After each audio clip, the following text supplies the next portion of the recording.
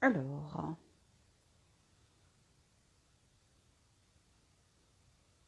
live with Elvira.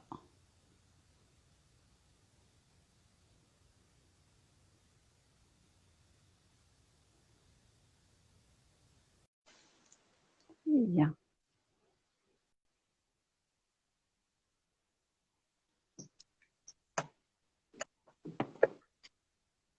Hello. Hello. How are you? Good, good. It's a bit cold here, but Yes. probably not as cold as in France. I Yes, wonder. it's starting to be quite cold here as well. Huh? I'm glad we speak again. Huh? It's been a while, and it's always a pleasure to speak about art and with you, and to see your perspective of how you create and your inspiration. I have I have few questions to ask you, but first of all, maybe you have something to say. Yeah, I mean, I'm glad to collaborate with you on this project. Hmm. It's been getting really interesting responses from my friends and those whom I tell, that we're doing this, and everybody's pretty supportive and excited. Um, yeah, I mean, I think it's a cool project. So hopefully, gets people to wear these beautiful arty helmets with artist's art everywhere. Someone actually had told me today that in Los Angeles, because of the pandemic and because of the traffic in LA, there are more and more motorcyclists, people, who are switching from cars to Yes, motorcycles. it makes So sense. It's part of the post COVID effect.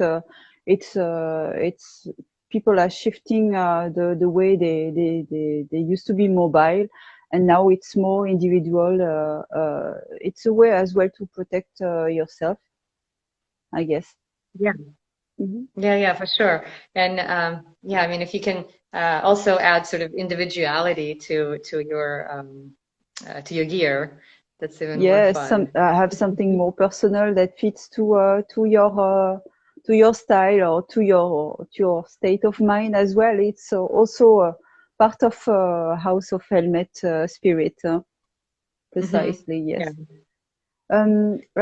Maybe we should before we start to speak about your artwork. It's interesting to speak about your background. You arrived in America. You had 16, and Yeah. you I've seen that you study different things as well. You went from biological science to fine art, and then you were interested in as well in architecture. It's quite a different perspective. I mean that you had uh, the choice that you made to the choice of study that you did. It's interesting, and now when you think of what you did next, it's totally makes sense that you're a multi-disciplinary artist, and when the first time I looked at your website, I was really surprised of discovering so much variety, not only about the technique, but also the use of traditional media and the new and mixing and creating something completely different. It was quite impressive. Do you want to say something about that? Yeah, I think the more experiences we have and the more exposure to different things, we have, it builds, and it kind of, a lot of times it is more obvious when how it makes into your work, and sometimes it's unexpected turns and twists into how things are shaped in our vision and our understanding of events and past and present and future. But yeah, I mean, we immigrated as a family to the US in 94, and I studied a lot of different things, like started with biology. I've always doing art. I went to art school when I was a kid back in Ukraine. We came from Ukraine. And this sort of love for making things and creating something with your hands and kind Yeah, of it's funny that you use the word. There is three words that I kept in mind in the process of in your process of creation. It's deconstruct, flattened, and reassemble. It's something really interesting. It's a way for you to make something from something existing. You reappropriate it, and then you build it, you rebuild it in your own way. yes. In a way. I think that's what happens, right? When we're creating. I mean, of course, we all want to make something. Well, I don't want to say all, but I always want to make something totally new, something that I have not done myself. But of course, all of your sort of all of my experiences, they feed into how I approach every piece or a medium, or how I look at someone else's work even. And yeah, there's always this sort of idea. I think it's probably heritage, like in terms of constructing or deconstructing something, the heritage that comes from sort of and it's already really dated, but very relevant. The Russian avant-garde, right? I mean, if you think about it, it's already 100 years old, and it's still feeding our minds. It's still kind of tackling, our understanding of the absolutely modern, minimal approach, the vision to the arts, and to the world as a whole. So I think that really kind of informs my work a lot. The kind of the visionaries of that time, and there's a lot of that in my pieces, and then of course I deviate and I do other things that kind of feed back into work. But yeah, but kind of going back to my studio.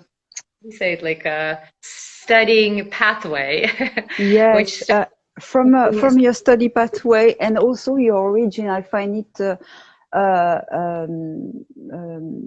interesting and surprising as well that you managed to keep a part of your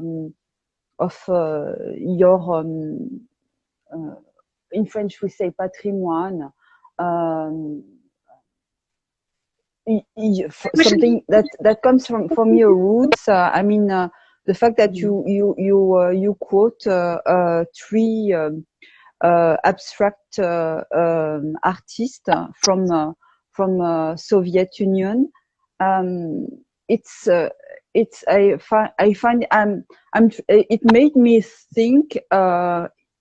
Would I be able to do the same? And I'm born in France, and my background are from Morocco, and all my education is French. So it's really it's great that you are able to quote and to keep in touch with your roots and find inspiration from there.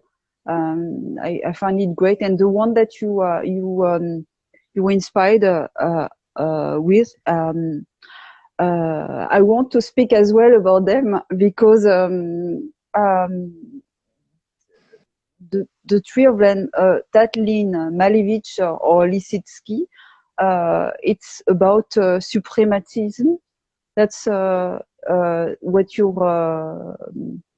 That's what I'm discovering, and it's also a movement that I haven't heard about it, and maybe you want to speak about it as well. Yeah, we can. Not quite ready for these kind, but Yeah.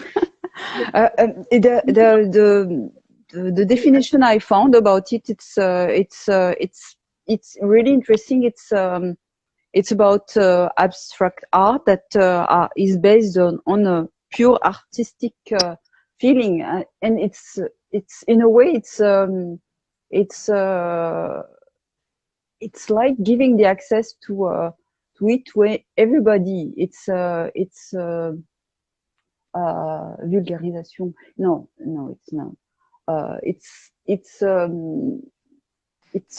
a way to give access it to gives a everybody. reaction, maybe to sort of the mainstream kind of the Mm-hmm. objective, right? Yes. The fine arts of the time, and then there was a big movement to kind of exactly what you're saying, bringing art back to its roots and Mm-hmm. back to the people. Well, getting inspiration from the kind of the, I don't want to say nationalistic art, but sort of the Russian. What is the Russian? The folk art, right? And there was a big movement in at the time, like at the end of 19th century and beginning of 20th century, right before the Soviet Revolution, Mm-hmm. well, or the number that happened. There was this really interesting movement that wanted to kind of look back into the people's art, right? Like what is the art that people are creating, rather than the aristocratic sort of manicured world. There's this other kind of the folk uh, view of like maybe decorative arts and things like that. So there were, I'm saying one movement. No, there were actually a number of movements in Russia at the time, artistic movements that looked at that art. And then out of that, I think grew another, like a really potent art movement that's become the Russian avant-garde Mm-hmm. that we sort of we know, and the West sort of became to recognize it, that dealt with kind of minimalism, also a lot of design ideas, the Industrial Revolution. So that fed into Lisitsky's work and Tatlin's work, where they were building a tower, a flying machine, things like Yeah. that. And then Malevich, of course, worked actually closely with Chagall before Chagall immigrated to France. But they were sort of working together. And Malevich was, through suprematism, he actually moved all the way to completely removing any objects, right? And putting this sort of devoid of, any imagery art. And there are, of course, many things that kind of fed into it, many things feeding and then kind of removing that information and looking at art for art's sake, just a painted red or white or black square, and looking at them and kind of with all this sort of emotion, right? That and placing it sort of in the corner, like an Russian religious icon. So this is it's sort of become a new religion, right? Like this visual art, and I think it's so deep and so rich, right? Like those views that people discussed. There was the change in society, the change in political change, lots of instability, World War I. I mean, all of these things, and a visual artist kind of taking it in and putting some like really strong work out. So I think it's still feeding me. It was a big inspiration to Zaha Hadid, right? Now she passed away 2 years ago, but a great architect. UK from UK, and she had so much inspiration in 70s, 80s. Like a lot of her art and of course architecture later on became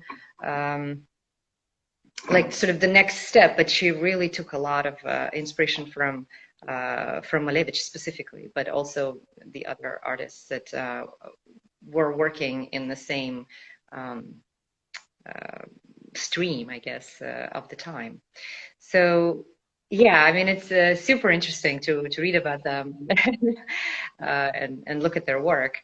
And I think what mostly inspires me in their work is their boldness, because they created such a change at the time that and you can really feel it in the constructivism from the Soviet artists. You can really feel the avant-garde style. It's completely different from what was at the beginning of the 20th century. Oh, there is a question, by the way. There is someone who was asking, what made you switch to fine art? Yeah, I saw that. I never switched out of fine art. I was always doing fine art. Yeah, I mean, I was an immigrant. It's a typical story, right? Where you got to get go in the footsteps of let's say my grandma, who was a doctor. So I was going to become a doctor.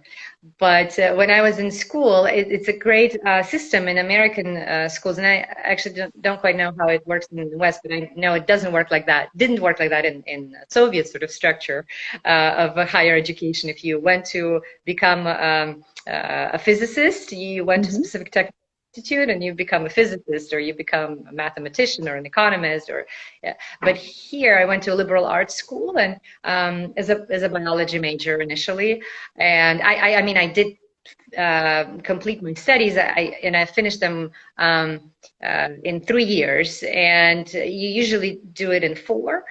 And then while I was kind of towards the end of my studying biology, I was like, well, I was really missing art. I kept on, painting and drawing in my free time. But then I, went to the other side of the campus, which had like I was in the biology school part, and then there was an arts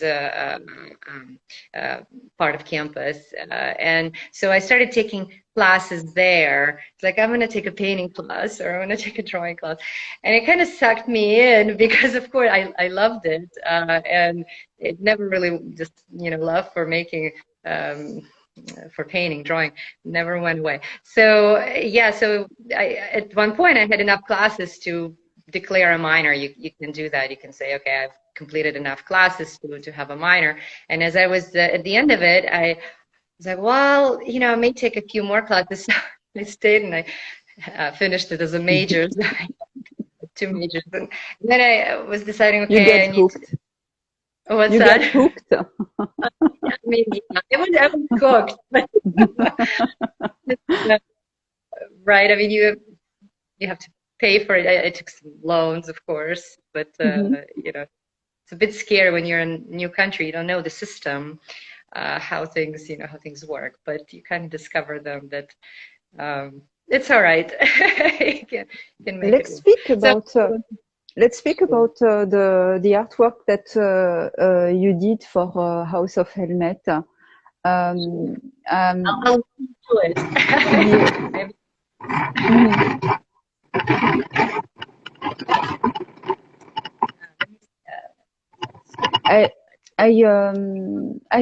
I remember. No, it was together. We chose together the artwork. It's Oh, there.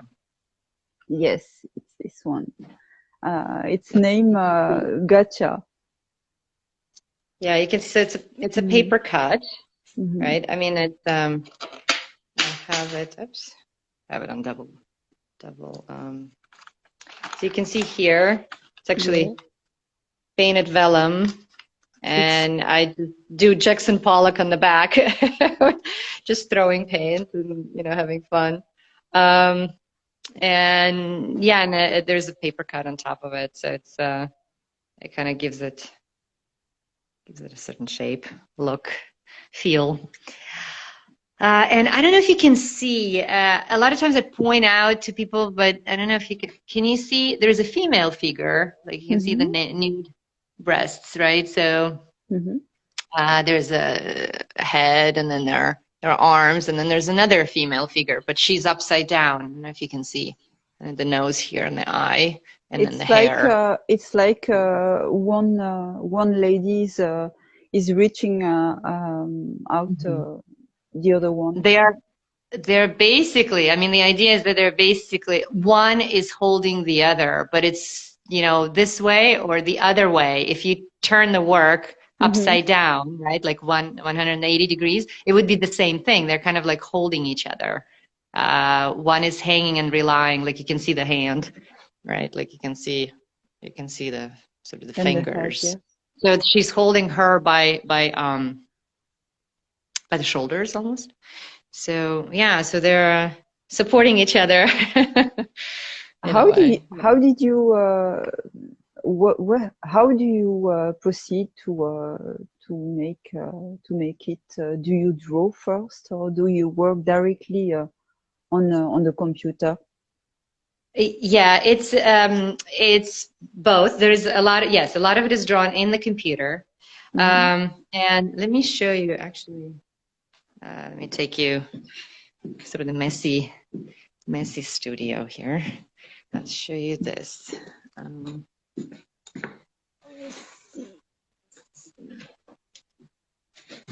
there's some. I love the I think. description that you make on Gacha. You say each figure which occupy the construction are also brought together for a reason, supporting for one another. Hmm. Yeah, I think it's important to reach It's out. yes, and it Mhm. works for both. Literally, and because it's a layer of paper cut, and Mhm. so it's supporting each other, and also about the meaning Gacha. Yeah, On yeah, mhm. exactly. It's like, gotcha. Yeah. Don't worry. Oh, I've got you. Hmm. It's such. I don't know if in British English this kind of phrase, but I always feel like it's such an American. Gotcha. Don't worry. Yeah, Yeah, it works there for English as well. there's some pieces like this one too. I can show you.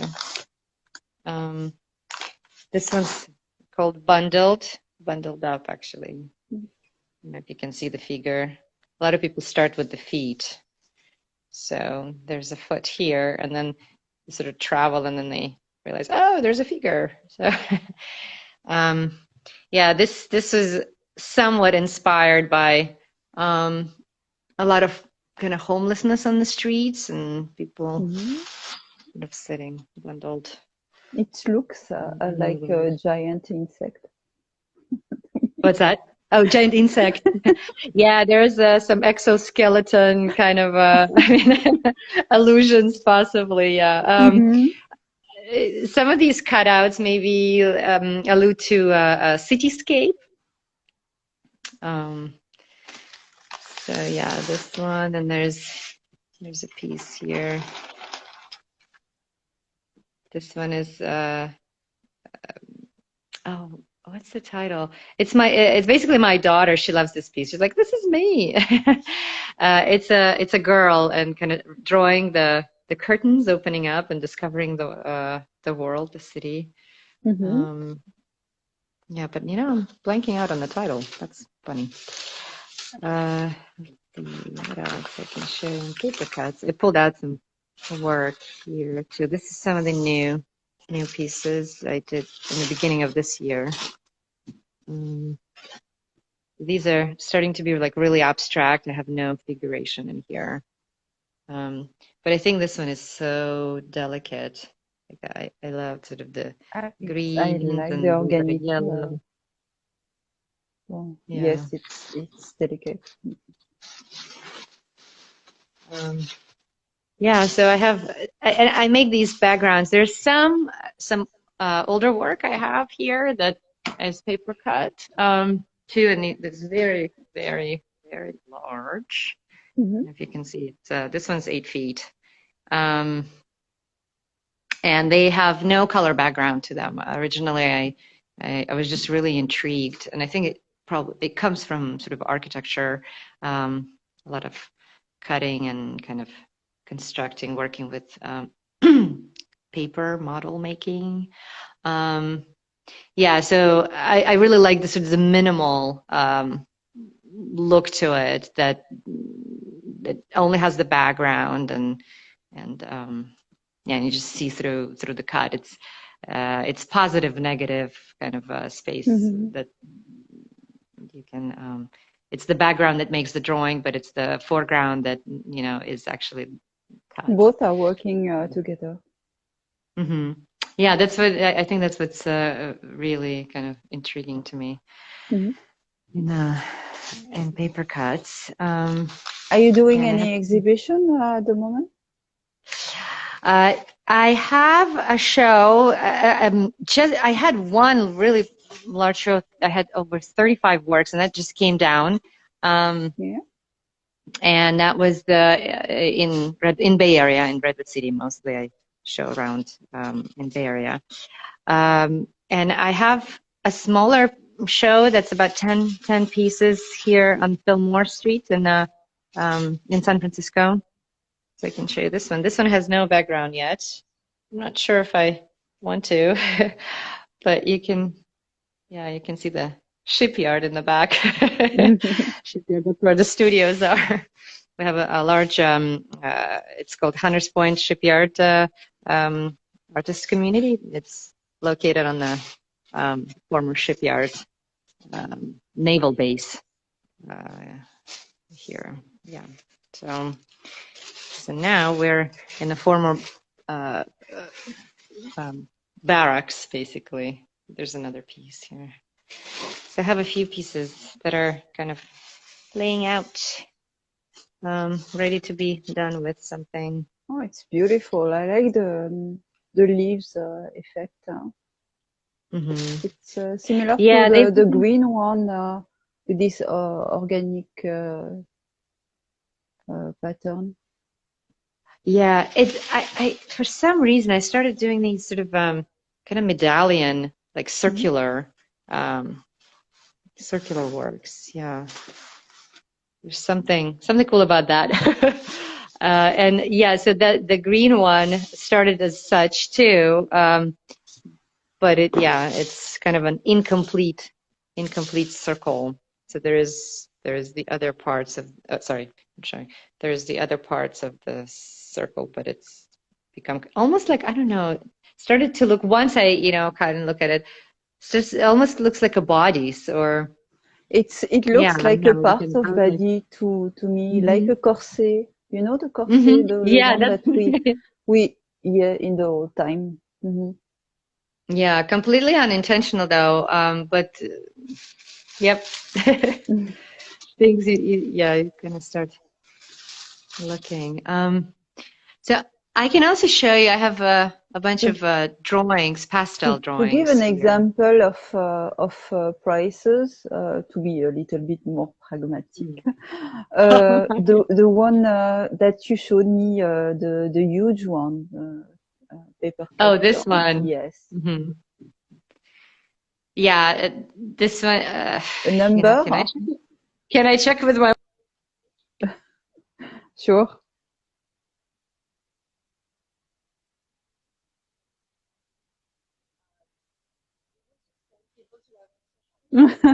I Yes, otherwise I'll add.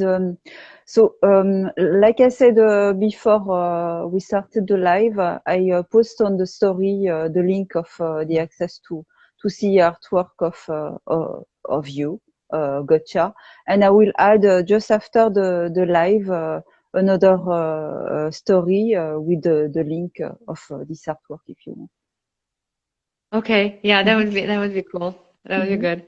Um, yeah, it definitely needs a home. It's looking for a home. But in terms of finance, I think it's best to Mhm. to refer to the site. I have a few large ones here too. I mean, I can't open them now, but there are a few more in Mhm. there. They're slightly smaller, 6 feet, but and they're different. Well, I call them process drawings. They're different cuts, different compositions, but it's all on my website. You can, yeah, someone can browse through if they have questions. They can ask Yeah. me questions. I like this Um, one. It's massive. It gives another dimension to the paper cut. It's kind of yeah, raw, and at the it's same a time, scale. there is something. Uh, uh, I'm tempted to say religious somehow. Meditational, Yeah, probably. something spiritual. Uh-huh. Yeah, I Spiritual hope. is more appropriate. I hope so. I Mm-hmm. hope, one can look at it and Mm-hmm. exert a lot of sort of meaning and, calmness or conflict or, I mean, there's a lot of things that happen sort of organic. I mean, the figure is in this sort of, Mm-hmm. mm, or organic forest, or something. And I feel like this piece is kind of like an explosion. It's almost like a birth of a flower through sort of a violent act Yeah, where there it's is kind of many things exploding. happening And then in this it paper just, cut. yeah. It's all over the place. It's and in the central character as well as its own importance as well. Yeah, There is and well, something the going character on. also uh, has sort of a reference to Venus de Milo, the Oh. one that you have in Louvre. Mm-hmm. As somewhat, I'm not I don't have a lot of pretense, but so the figure has no arms. It does have a head though, right? Mm-hmm. But it's kind of a little bit uh, like moving forward, I guess. So yeah, so I was thinking of the sort of female beauty of the female figure, and as it's seen in sort of the Western art, and yeah, yeah, that sculpture kind of kept coming into my mind. So I yeah, so can that was understand why. Mm. yeah, yeah, it's amazing when yeah I remember seeing it, but Mm-hmm. of course Nike in Louvre is much more impressive. At least its It's location different. in the museum is definitely when you're coming up the stairs, you almost feel like you're flying to it. I can show you some more work I have in my outside of my studio. There's a corridor, and I have some work here. So these are all drawings, soft pastels, and yeah, I have this one's for example called Illuminated. I Is can there any chronological order? The way you is it like era? You had your period of certain type of drawing. drawing, and then certain Yeah. type of. Sometimes I work in series, but then I get bored Mhm. after maybe like 3, 4 pieces, and I'm like, okay, I'm ready to move on. So I had this kind of idea about the folded paper, like sort of, kind of like a folded plane in a way, and then inserting figures into it. And I have a number of pieces that deal with it, and that was all this year. I Mhm. kind of started with a piece that's similar to this one, and I just felt like I wanted to do a few more. And so yeah, I have a number of pieces that deal specific, and I still change sort of colors a little bit here and there because I get yeah too bored very fast. But let's see, and then after that sort of folded paper, I made this piece. I don't know if you can tell. This was almost like a culmination of that really, how do you say, maybe like really graphics, super flat, with a lot of outline drawings for a time, I think. So this one is called Poetry Reading, and there are two figures, and if you can tell, it feels like the lighting is not great. But there's a female figure that's standing, and then there's a sitting male figure, and they're both holding something like iPads, like kind of like electronic devices. Like he's definitely holding, and then she has it kind of against her face, against her head. Yeah, so I felt like that was, yeah, there's kind of a lot of the kind of graphic quality to it. That's sort of the response I've been getting from people. But yeah, a lot of work is kind of bounces between it being sort of flat and projecting some kind of space. I mean, there's always a sort of horizon line in my drawings. Almost always. I shouldn't say always because, yeah. And yeah, there are figures inserted, sometimes more pronounced, sometimes kind of abstracted, just sort of the head and the body. Yeah, I mean, there's this, I mean, I'm working on this piece now. Let me put the light on, actually. I don't know if you can tell. Probably not. Can you? Not Something. It's just it's on pencil right now. There is, you can probably, yeah, this is kind of drawn very vividly. There's a hand. So this like is where a finger going like kind of like a religious, some kind of a priest telling you don't do it, and the God will punish you if you do such and such. So again, it's a female figure, and she's sitting, and she's kind of disjointed, like her whole body sort of collapsed. I don't think it's anatomically accurate in the way she's sort of drawn. And then there's this pattern. There's this pattern that I'm bringing from my paper cuts. I've been wanting to do this for a long time, and finally I'm giving myself a chance to do it. So there's this sort of, they're not cutouts, but I might create them as, and they're kind of like these cellular, maybe they're cells, and then they become her, the piece will be called a string of pearls. They become her jewelry. And they also contain, like some of these cells contain the sort of the bullets, like the shooting bullets. So it has to do with a lot of mass shootings, this particular piece with the mass shootings in the US, kind of like the epidemic.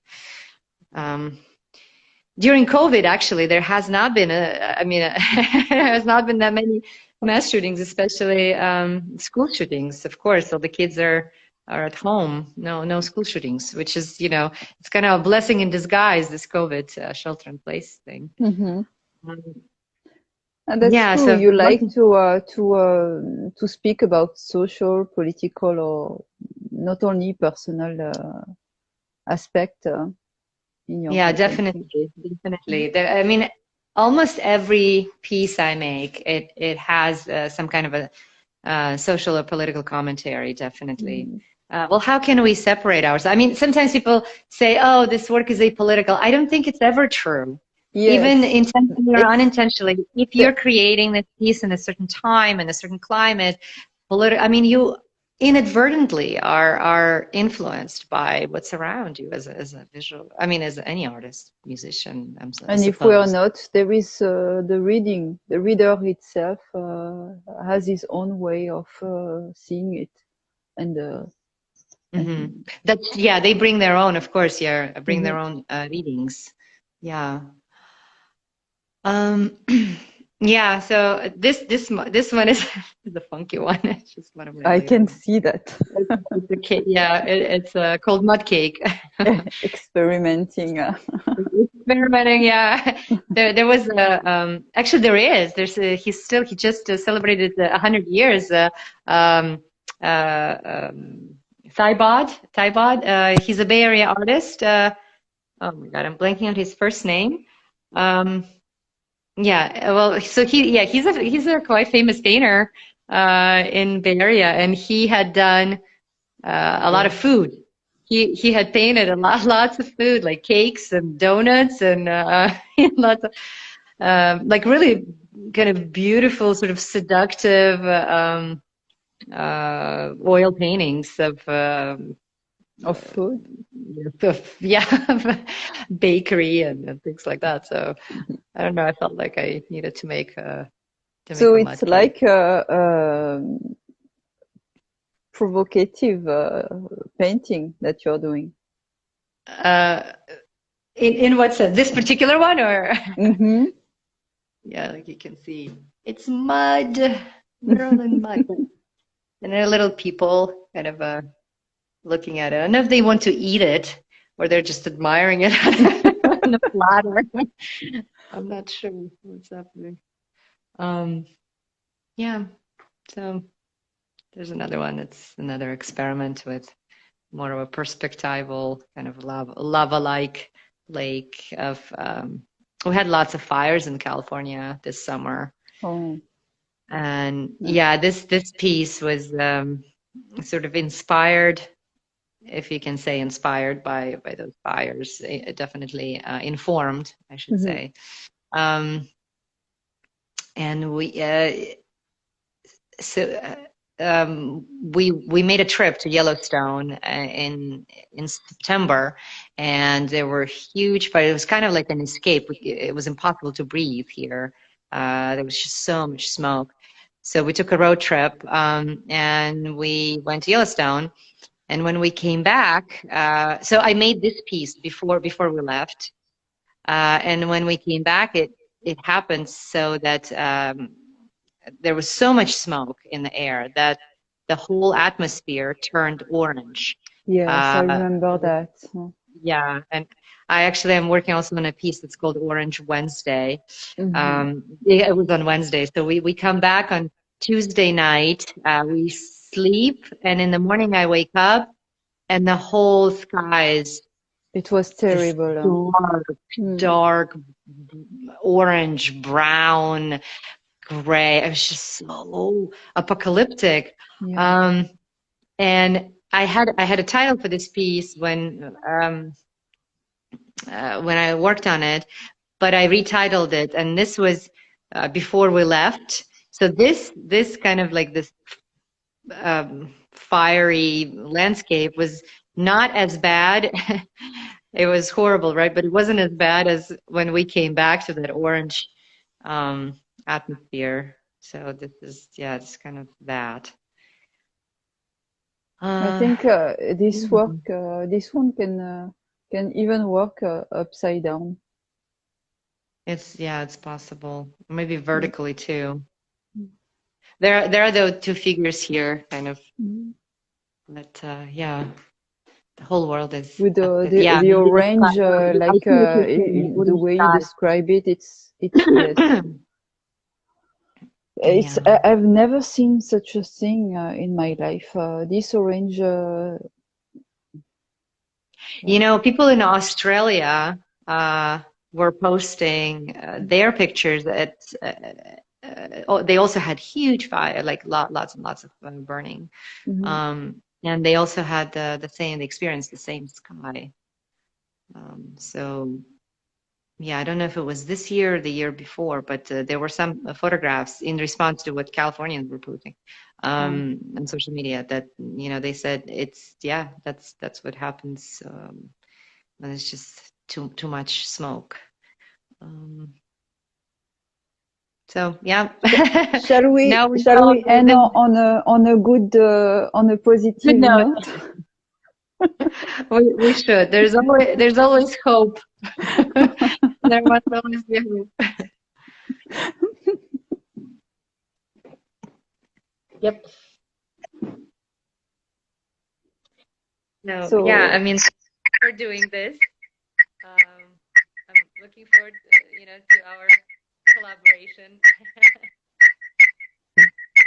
I hear Is it some your noise. bird? Yeah. It's not on my side. Oh, okay. It's not here. It sounds Okay. like it's a bird. Yeah, it sounded like a bird. Okay. So, good note. What to add? Mm, do you have an idea? Um, I don't know. Wishing, what can I say? Wishing that COVID ends soon, that there is vaccine, Oh, yes. and So there is hope. there is, yeah, there is vaccine. Even some Mhm. companies are very, I mean, they're already vaccinated. More in Do you hear the same noise as me?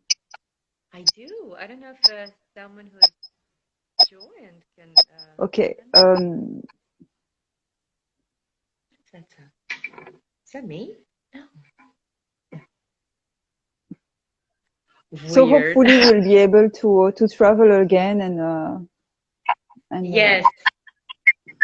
Yes. so the plan would be to at some point make exhibition with the House of Helmet, an exhibition which would showcase the art helmet from the collection, Mhm. and one of the plan would be to make an exhibition in San Francisco as well, hopefully. Yes, I'm looking forward to it. It would be great. That would be great. There's a big motorcycle culture here. Yes, Yeah. yes, in California it is. Yeah. Mhm. Yeah. So So yeah, let's let's. look forward Mhm. and until we speak again. Yes. So you send me the detail for of the paper cut, and I add it on the stories. Okay.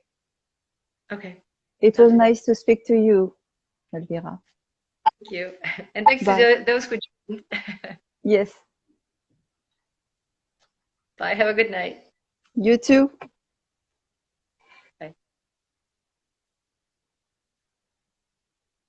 I hope you enjoy it, and if you have any question, now is the time. So Elvira Dayel is an artist who lives in San Francisco. She's Ukrainian and she lives now in San Francisco. And she did an artwork which named Gotcha, and we translated for an art helmet. And so it ended up being a very beautiful design on the helmet, and you can see it on the live. Sorry, on the story, and I will add as well the paper cut that you saw during the live. I hope you enjoyed staying a little bit with us, and I hope to speak to you soon. Bye.